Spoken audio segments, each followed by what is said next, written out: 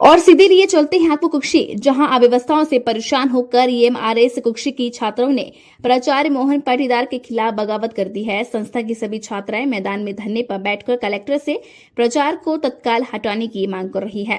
छात्राओं ने प्राचार्य मोहन पाटीदार पर गंभीर आरोप लगाते हुए कहा कि प्राचार्य मोहन पाटीदार का व्यवहार हमारे प्रति काफी अभद्र है।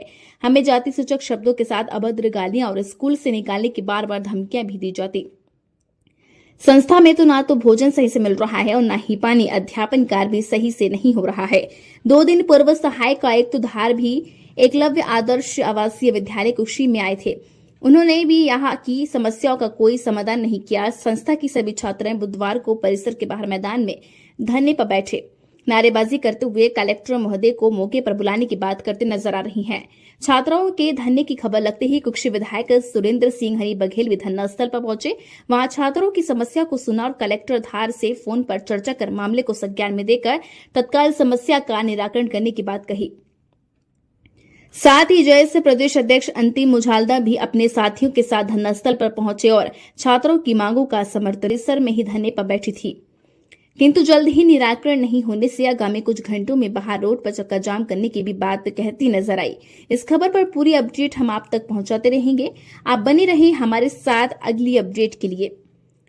धरना पर उतर आए, इसकी बहुत बड़ी समस्या है। यहाँ की कोई व्यवस्था ठीक नहीं है और ये सब हमारे प्राचार्य महोदय की दिक्कत है। उन्होंने कोई हमारी बात नहीं सुनी। हमने उनसे बहुत सारे निवेदन पत्र दिए पर उन्होंने हमारी बात नहीं सुनी। आप देख सकते हैं कि ये सारे बच्चे, छोटे छोटे बच्चे जिनकी हालत बहुत खराब हो गई है, इनके जिम्मेदार सिर्फ प्राचार्य महोदय और हम उन अधिकारियों से भी निवेदन करना चाहेंगे जो अब तक नहीं आए। हमने उन सबको आवेदन पत्र लिखे हैं। हमारी ये प्रक्रिया बहुत दिनों से चल रही है पर हमारी बातें कोई सुनी नहीं जा रही है। एसी साहब आए, उन्होंने हमारी बातें पूछी।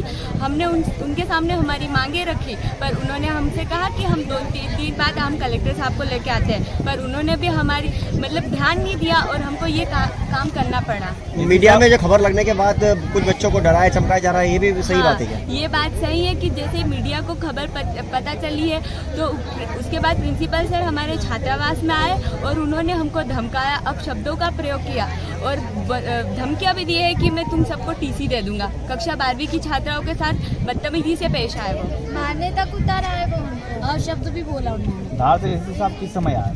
धार से एसी साहब शाम के समय आए थे और उन्होंने 2.5 घंटे की मीटिंग ली थी हमारी। क्या निर्णय लिया था उसमें?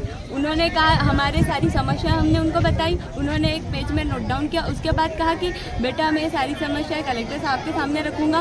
उसके बाद हमने कलेक्टर साहब की डिमांड करी कि हमें कलेक्टर महोदय से मिलना है, तो एसी महोदय ने कहा कि हाँ मैं उन्हें 2-3 दिन में लेकर आऊँगा। उसके बाद कोई नहीं आए। तो क्या चल रहा है अभी फिलहाल? प्राचार्य डरा धमका रहे हैं? हाँ, प्राचार्य सर हमको वो हमें ये बात को यही दबाना चाहते, दबाए हैं।